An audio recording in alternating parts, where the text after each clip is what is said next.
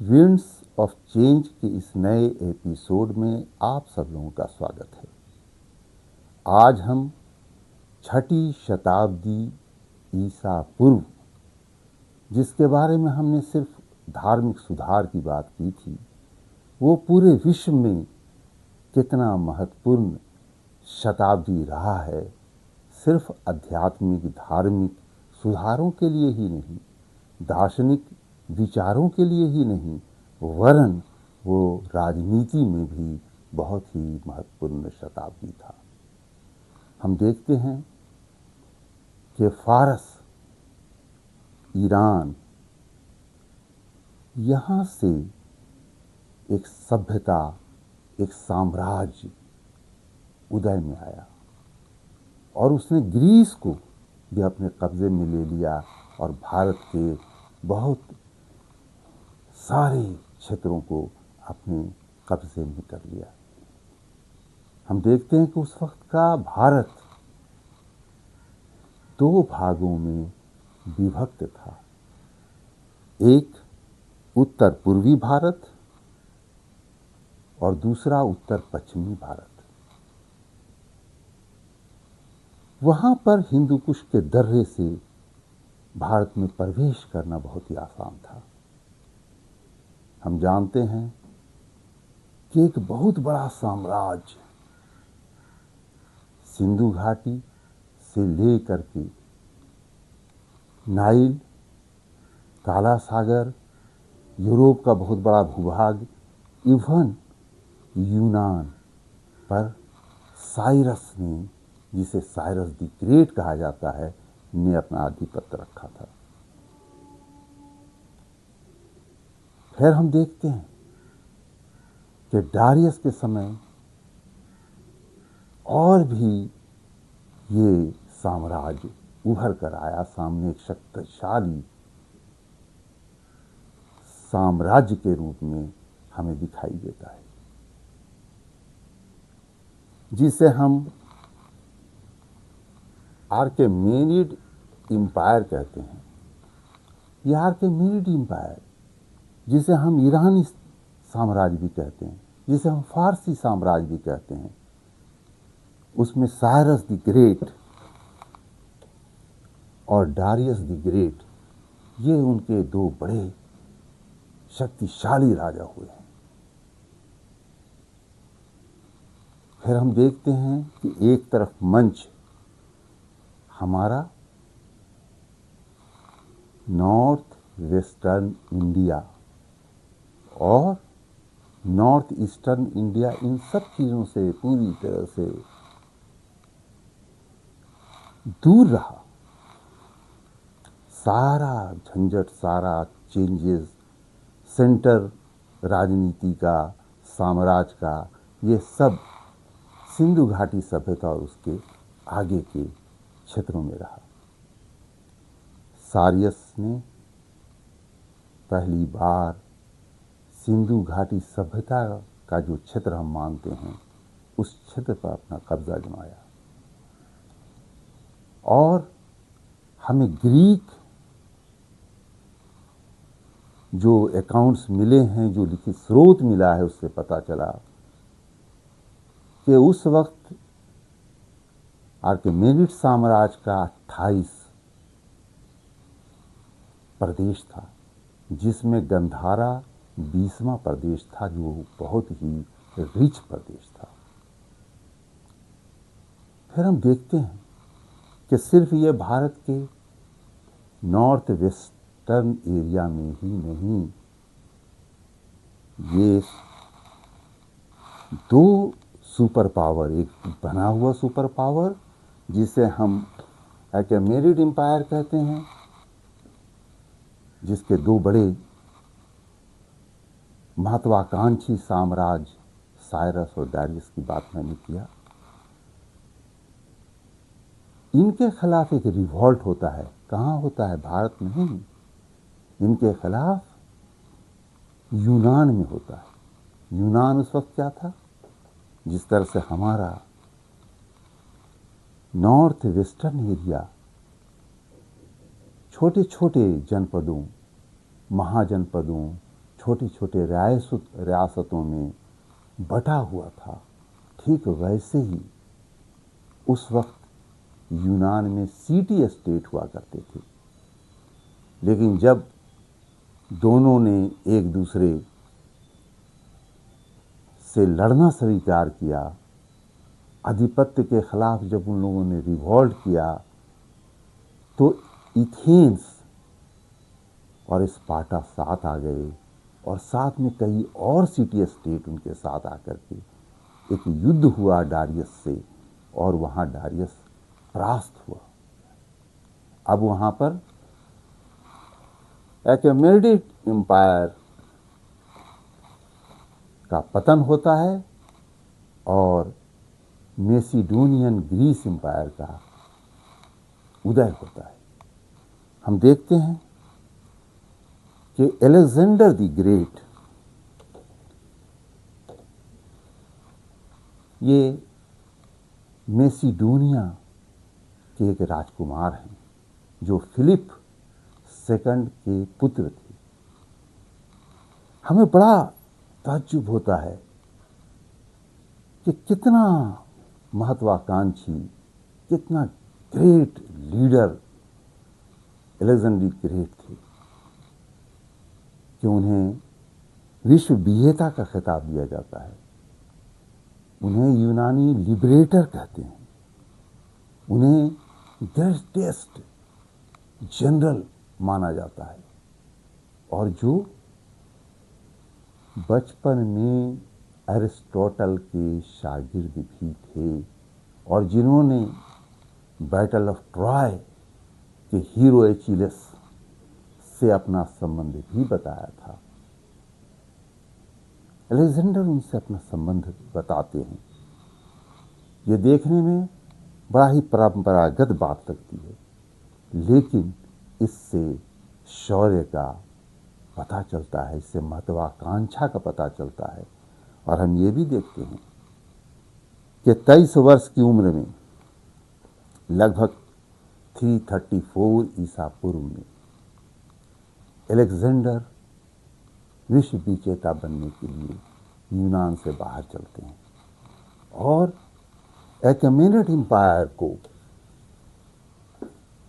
के सारे क्षेत्रों पर अपना आधिपत्य जमाते जमाते 334 तक अपना प्रभुत्व जमा लेते हैं।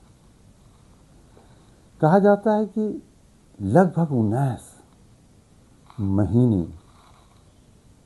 अलेक्जेंडर भारत में रहे। खासतौर पर तक्षशिला में उन्होंने बहुत लंबा समय बिताया, इसलिए कि तक्षशिला से उनको लड़ना नहीं पड़ा। तक्षशिला नरेश ने उनके स्वामित्व को, उनके संप्रभुता को, उनके साम्राज्य का हिस्सा बनने को स्वीकार किया। यह भी कहा जाता है कि उन्होंने 5000 सैनिक अलेक्जेंडर को दिए, 65 हाथी दिए और न जाने कितने उपहार। उस वक्त जब सेना अभियान में होती है, उनके खर्चे बहुत ज़्यादा होते हैं, उन खर्चों को उन्होंने मीट किया। तक्षशिला एक और बात के लिए भी बहुत मशहूर है। कुछ इतिहासकारों का मत है कि तक्षशिला का विश्वविद्यालय जो प्राचीनतम विश्वविद्यालय में एक है, और उस वक्त भारत में 3 विश्वविद्यालय हुआ करते थे, एक तक्षशिला, दूसरा नालंदा और तीसरा विक्रमशिला।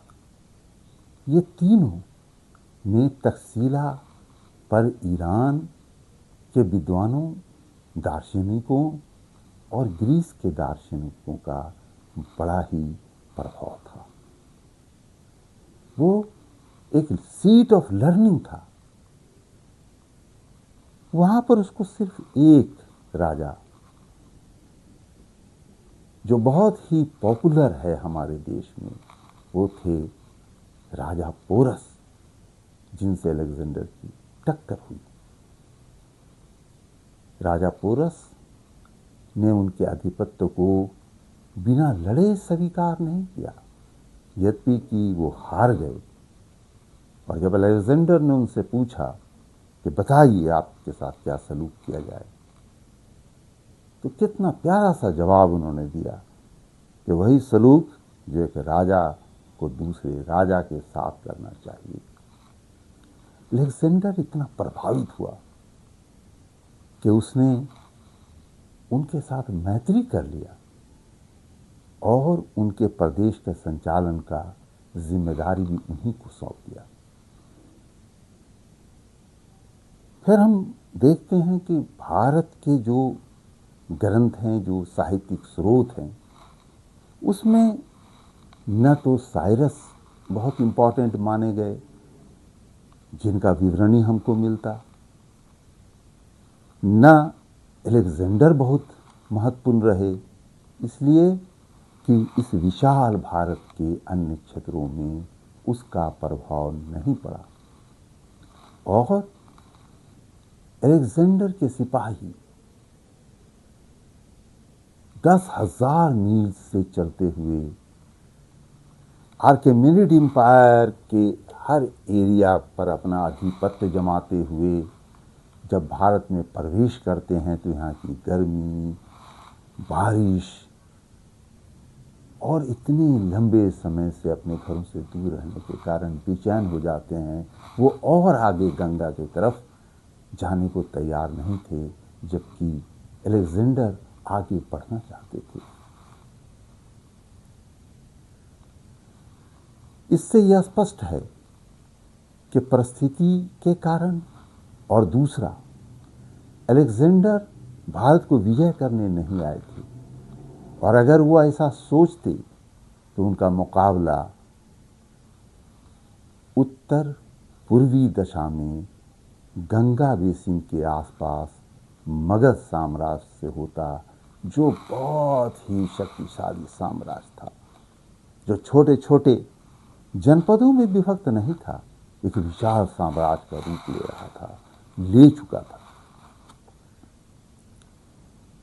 कभी भी अलेक्जेंडर और मगध साम्राज्य के बीच कोई झगड़ा हमें सुनाई नहीं देता। ये कहा जाता है कि सैनिकों ने और लड़ना स्वीकार नहीं किया और आगे बढ़ना स्वीकार नहीं किया, इसलिए अलेक्जेंडर वापस हो गए, और वापसी में उनका बेबीलोन में देहांत भी बताया जाता है। जब हम भारत के उस वक्त के ग्रंथों को देखते हैं, उन स्रोतों को, लिखित स्रोतों को देखते हैं, तो उसमें बहुत ज़्यादा प्रभाव न तो ईरानी साम्राज्य का, उनके आधिपत्य का, और न ग्रीक साम्राज्य, मैसिडोनिया का साम्राज्य और उनके आधिपत्य का हमें दिखाई देता है। लेकिन भारत के उस वक्त के इतिहास का बहुत ही महत्वपूर्ण स्रोत हमें ग्रीक पुस्तकों से मिलता है। इंडिका मेगास्थनीज का, वो हमें यहाँ के बारे में बहुत विस्तृत रूप से बताता है। वो ये यहाँ के धान्य लोगों के बारे में, यहाँ के प्रसन्नचित्त लोगों के बारे में।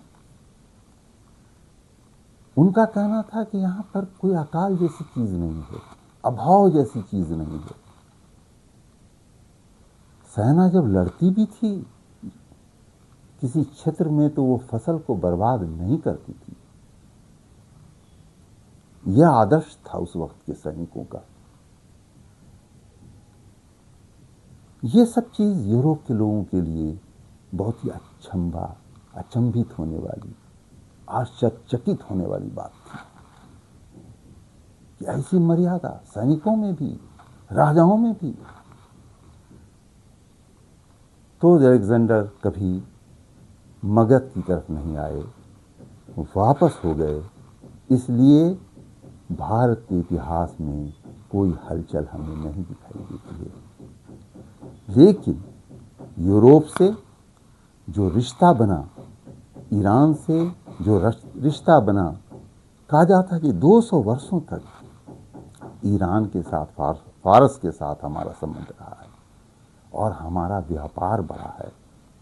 और अशोक के शिलालेख में जो खरोष्टी लिपि है, वो लिपि भी हमें ईरान से प्राप्त हुआ था। हम ये भी देखते हैं कि ईरानी ग्रंथों में लिपि के लिए दीपी शब्द लिखा गया है और हमारे यहाँ उसी को लिपि कहा जाता है। अलेक्जेंडर और उनके जो इतिहासकार थे, जो उनके राजदूत थे इस एरिया में, उन्होंने भी बड़ा ही विस्तृत विवरणी पेश किया है इंडिया का।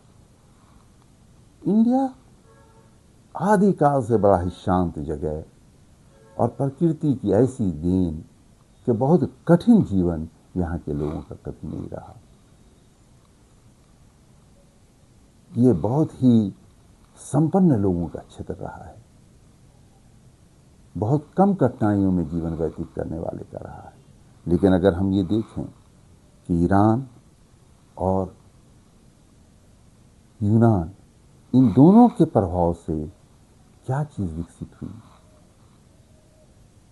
तो वो हम देखते हैं व्यापार विकसित हुआ, संस्कृति विकसित हुई, भाषा और लिपि आई, साथ में अशोक के बड़े सारी चीजों में, शिलालेखों में डारियस महान जो अकेमेनिड एम्पायर का एक शक्तिशाली राजा था, उसके बारे में कहा जाता है कि वो बड़ा ही सहिष्णु था। उसके बारे में ये भी कहा जाता है कि वो शिलालेखों के लिए मशहूर था। यानी अशोक के ऊपर डारियस का कहीं न कहीं कुछ असर हमें दिखाई देता है। उसकी लिपि में अशोक के शिलालेख हमें मिलते हैं बॉर्डर एरिया पर, अफगानिस्तान के साइड में।